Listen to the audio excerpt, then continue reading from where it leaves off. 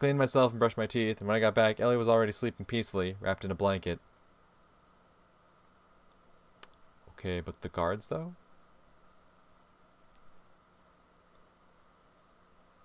Oh, next day? There's no real worry from the guards?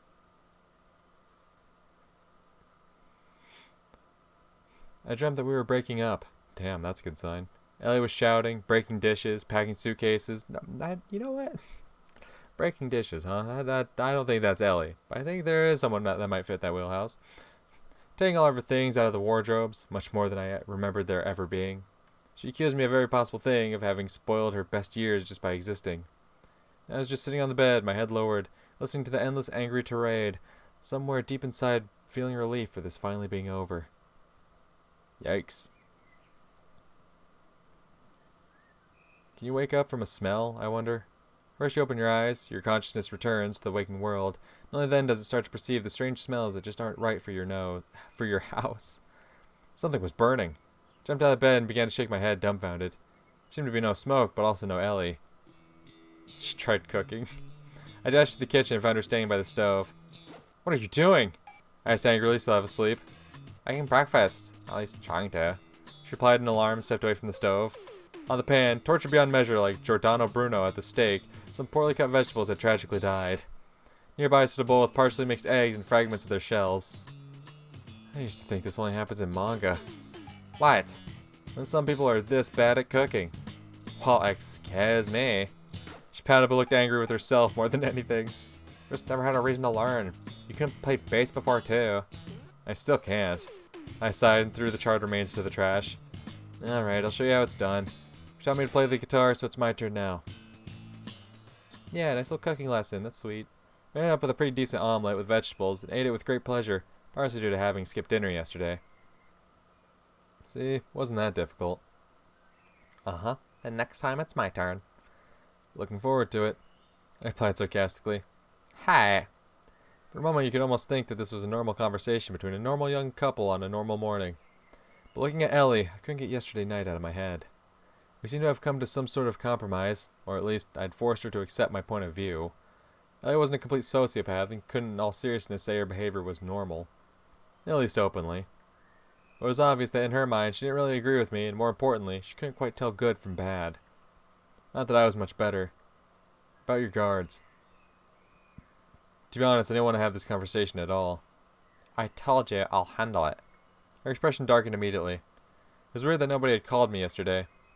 It might have been that they knew where Ellie was all along. The thought made me feel somewhat uneasy, because then it was logical to assume that Kobayashi Jun was also aware of the other events of yesterday evening. You're only worried about one thing. What? What my grandfather thinks about you. I think anyone would be worried about what his girlfriend's family thinks. I started carefully. But I will admit our case is special.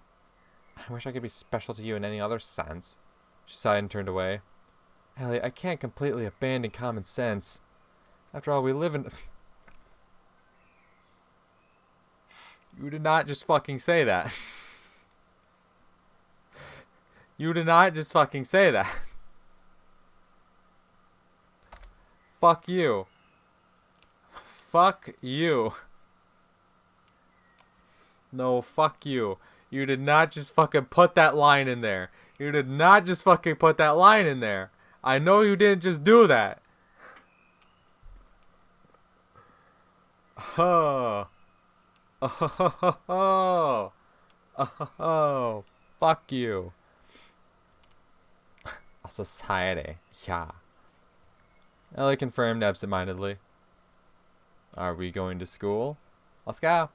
She suddenly livened up. Ellie didn't hold my hand, although she walked next to me, smiling mysteriously. It's a bit colder today than yesterday, don't you think? Yeah, I guess. I should tell them to bring me an autumn coat, or that jacket I bought last year. Your wardrobe must be bigger than my entire house. Since when did the desire to look beautiful become a crime? No, I didn't mean anything like that. Sorry. Like, why do you always apologize? She laughed, and those words reminded me of Himitsu. True enough. He probably also liked walking with a beautiful girl, not some ugly duckling. In reality, I never paid much attention to how the people I liked dressed.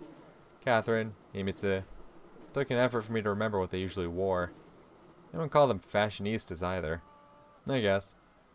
I don't sound genuine. I like you in any outfit, especially without one. Ellie suddenly blushed and lowered her head. Usually she was more than eager to keep the ball rolling about this. We need to let Ishita and the others know that everything's fine.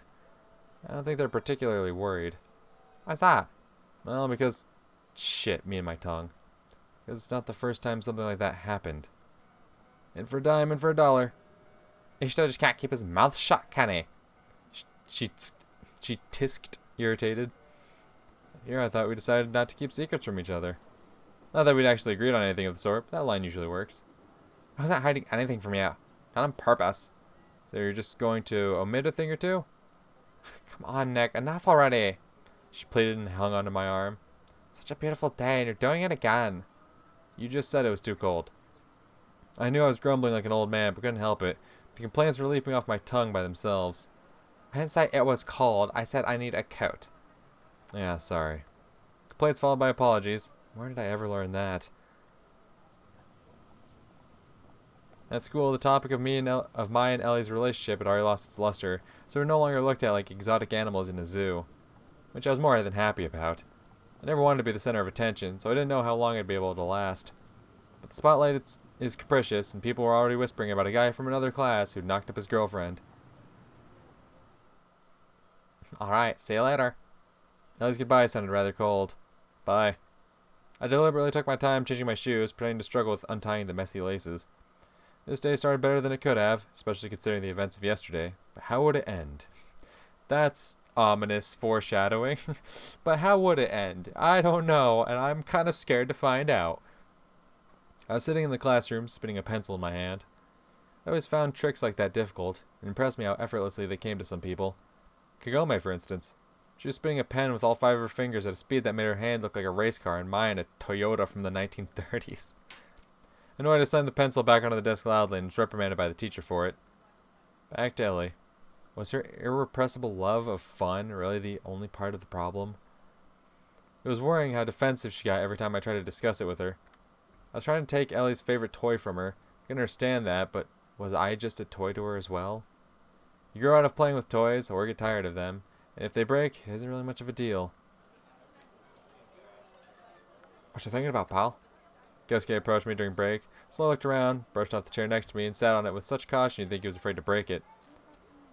Just about everything, and nothing. Right, I see. He scratched his chin thoughtfully and went silent. You see what? Ellie-sama's finally decided that a peasant like you is no match for her. Uh-huh, she sure has. I said idly, more to play along with his stupid game. Really? Kyosuke exclaimed and jumped off the chair, knocking everything off the desk as he'd been sitting at. Whoops. He started clumsily collecting the notebooks and textbooks from the floor. Nejima won't be happy. He won't notice anything. I'll be quick. Kyosuke was panting like he just ran half a marathon. Having finished, he no longer looked quite so happy. So, everything's alright with you two? Depends on what you call alright. Well, people doing alright don't say that. Got you there. I just shrugged in response and looked at the pencil that stubbornly refused to spin at the speed I wanted. Nick, you're my friend, and Ellie-sama is Ellie-sama, so I have to be the first to know all the details. Asking to be a fly on the wall? I'm not planning that far ahead, but I wouldn't say no to... His facial expression suddenly changed. Wait, have you already had that, you know? Are you asking whether we've had sex yet? I said emotionlessly. Sex. He said disgustingly, in a way only the Japanese can. Kyosuke, for God's sake, you're overrating a simple physiological process. You know, Nick, the rich really don't know how the other half lives. He emphatically crossed his arms over his chest and turned away. Who the fuck are you? That's when our weird English teacher entered the classroom. Who the fuck is this nerd ass? Motherfucker got the goofy dragon shirt. But who the fuck is this? And here comes Rando. Rando?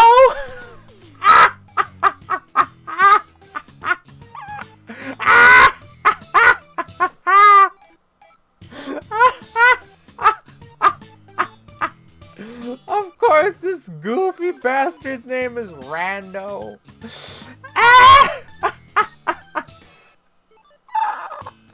Oh, I can't breathe.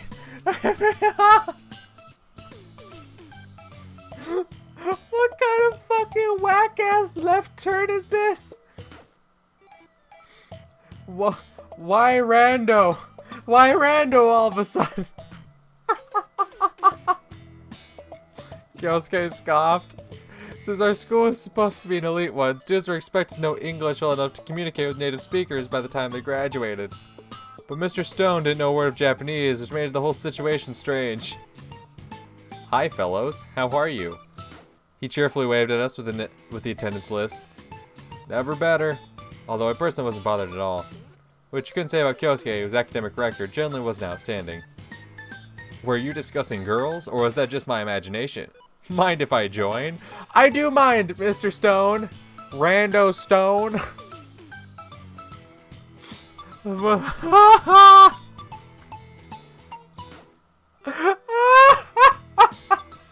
Just this dude's appearance.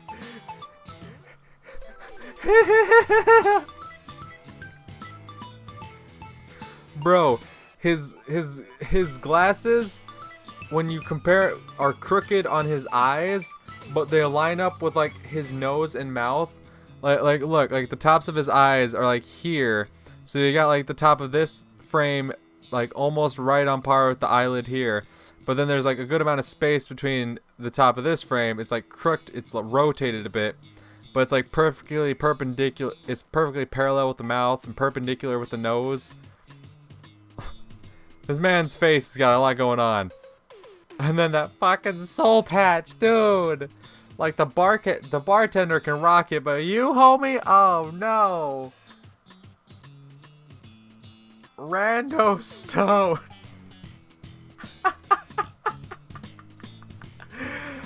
Holy fuck, dude. I don't think you'll find it interesting. What's he talking about? Kyosuke whispered, pretending as hard as he could that he fully understood what the teacher was saying. He's asking when you're going to lose some weight. I immediately replied. I'm not going to compete with you for the heart of a young beauty, but I still have a few arrows left in my quiver. That sounded ridiculous because he looked about 25. Mr. Stone, we believe you entirely. Nick, why the formalities? I've told you many times. Just call me Lowland. What? Call you what now? As much as I dislike formalities, fraternizing with a teacher like this seemed weird to me. This motherfucker's name is Lowland? Lowland? What the fuck? Kyosuke's embarrassed. You know him. Kyosuke, what? My chubby friend pulled on the sleeve of my jacket. See? I'm wasting your time on embarrassment. In wasting your time on embarrassment, you might miss something important in life. He said thoughtfully and scratched his little beard.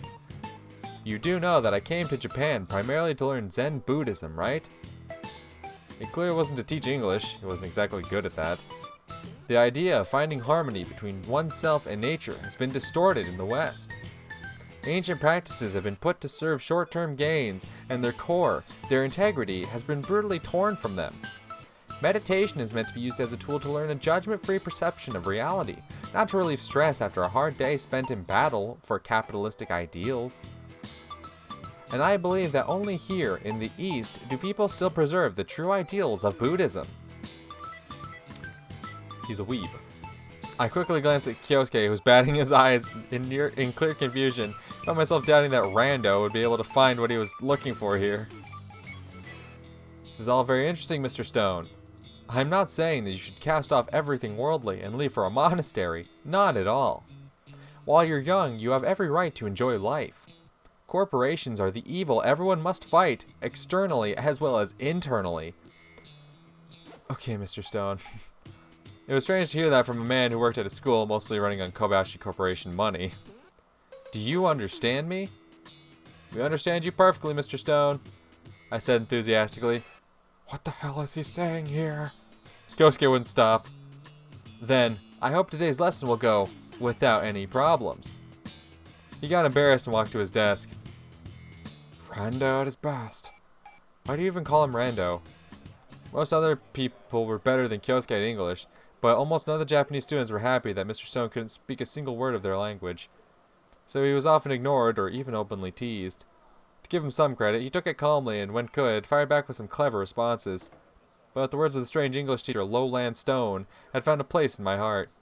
If all of us, myself included, were supposed to fight corporations, did that mean I had to fight Ellie too? In the parking lot? I didn't see her as a representative of all the evil the Kobayashi Corporation had committed. And if not for my parents' death, I would have been more than happy to date the heir to $1 million company. That car accident.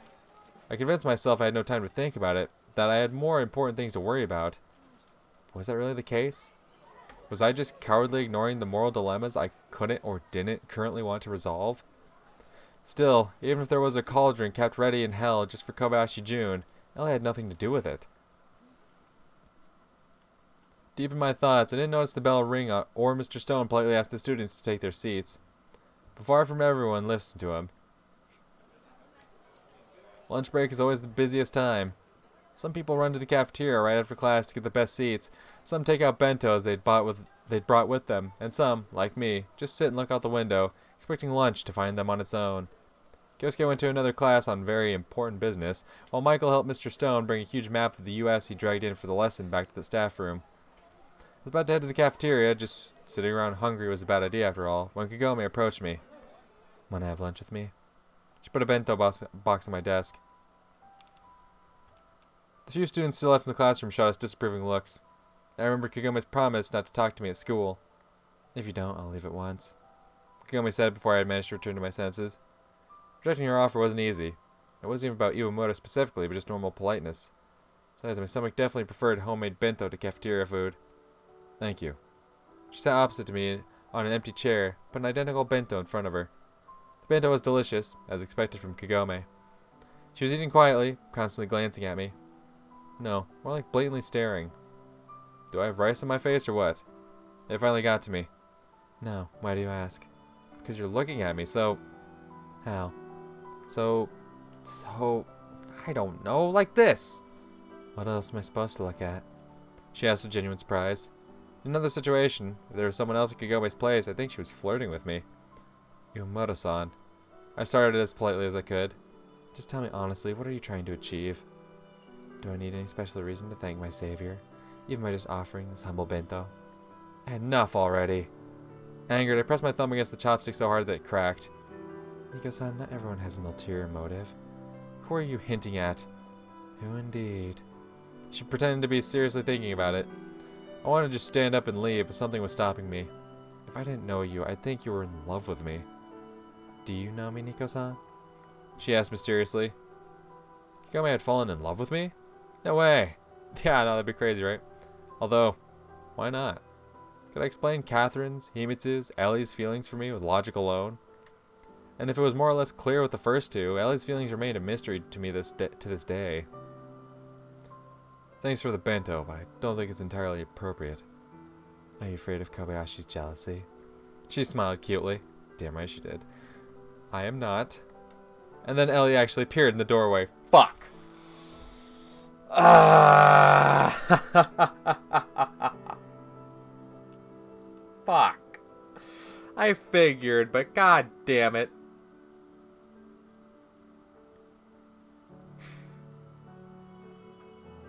Alright, let's fucking go. You already know this is gonna blow up. She carefully examined the classroom, noticed us, and came closer after a second's hesitation. "Neck, Iwamoto-san." She greeted us politely, as if she were addressing her teachers. "Kobayashi-san." Kagome tilted her head slightly. "Hi, we're, I shrunk inside, as if cowering from some form of punishment. "Having lunch, as I say. Sorry for disturbing you." "You haven't disturbed us at all. I'm the one who should apologize." Yamura interrupted her, took her bento, and stood up. "Please, take a seat," and quickly walked out of the classroom. What the hell was that? "I see you two have a good relationship now." "Ellie, it's nothing. Don't think that..." "What am I supposed to think?" "Nothing." I sighed. Ellie glanced at my bento, then suddenly grabbed the box of the chopsticks that lay next to her on the desk. That's very good. Did she make it?" "Clearly not me." "She'll make for a perfect Japanese wife." "Ellie, enough already. I realize how it looks from the outside, but I don't know what's on Iwamoto's mind." "What's on her mind?" Ellie drawled, stuffing the remains of my lunch into her mouth. When she finished, she gave me a satisfied smile and said, "Please pass my regards on to the chef." "I'll make sure to." I scoffed grimly. "I should go. I still have stuff to do." "Ellie, wait." "What else?" "I wanted to say that..." "What?" "Indeed, what?" "Nothing. Fine. See you after school?" "Can't make it today. The girls and I are going to karaoke. After all, I have my own friends apart from you." Something struck her. She gave me a predatory smile. "Just like you do. Bye." Ellie left, leaving me with an uncomfortable feeling of words left unspoken. Yeah, she misunderstood Kagome's intentions, but were they clear to me? Most importantly, were they clear to Kagome? Sometimes it seemed to me that that girl's actions were decided by a random number generator. Although Ellie's love seemed just as random. I had a headache because of these constant thoughts, and a stomachache because Ellie ate most of the bento, leaving me hungry. I headed for the vending machines and bought several lemon buns. On the way back, I met Takahito. Takahito-san. I greeted her politely but coldly. She suddenly stopped. "Hana-kun, are you on your own today? How unusual." "If I didn't know you, I'd say that was sarcasm." "Do you know me, Hana-kun?" She smiled and moved along. It's like, you watch her be like, does she want to fuck me too?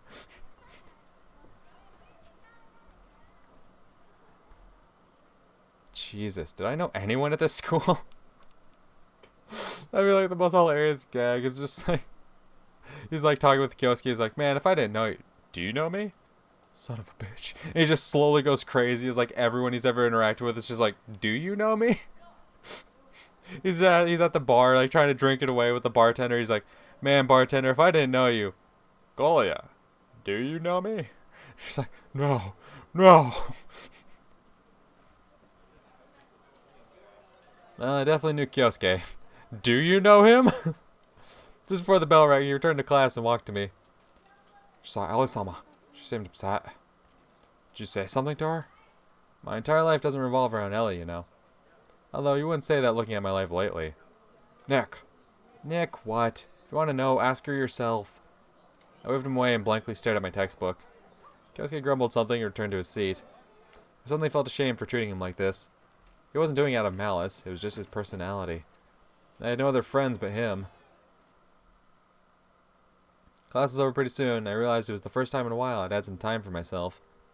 Ellie had her own plans, Himitsu was gone, and we'd probably never see each other again. Catherine had vanished from my life just as quickly as she had entered it. So I only had Ellie. The flighty, uncontrollable, wayward Ellie. I was walking without aim and soon ended up near the familiar bar. The decision to get drunk at 3 in the afternoon wouldn't have seemed so foolish just a month ago, but now something was stopping me. Yes. You can't be a hypocrite, right? You can't say, hey, you gotta lay off the shit, and then go and, indulge in your own addictions. I didn't want to be a bad example for Ellie. Yes. Although she seemed to be doing fine self-destructing without my help. Nico-san? Kagome, what the fuck? I love you, you little gremlin, but what the fuck are you doing? This is just weird. Like, it was already weird, but now it's like, come the fuck on. A familiar voice I've been hearing way too often called out to me. I turned around and saw Iwamoto staying nearby with an innocent look to her, holding her school bag. Have you been following me? I asked, not even trying to hide my irritation. Not at all. She paused and smiled. Did you like the bento? Considering Ellie ate most of it. Yeah, thanks, it was delicious. Glad to hear it. Right now, something about her reminded me of Himitsu. I hope you didn't have a fight with Kobayashi because of me. You have nothing to do with that. So you two did fight. Kagome looked upset. I found it hard to tell if she was pretending or not. What difference does that make to you? I tried not to sound rude.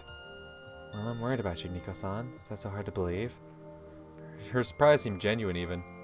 Worried. But Kagome's question was fair. Yeah, she hadn't always behaved appropriately before, but I'd always thought that people could change. Especially having lived through what she had. Even real criminals feel remorse sometimes. Real criminals, I smirked internally. As if I still believed Kagome was guilty, even though the police no longer suspected her. Yes, I am. Because I like you.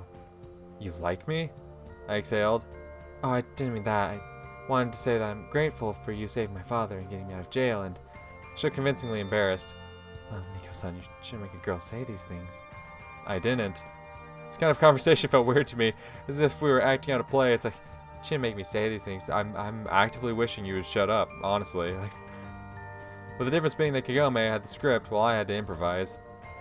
Fine, let's not just stand outside. Wanna go in? I pointed at the bar. If it's an invitation. I guess it is. I don't know why I even started this.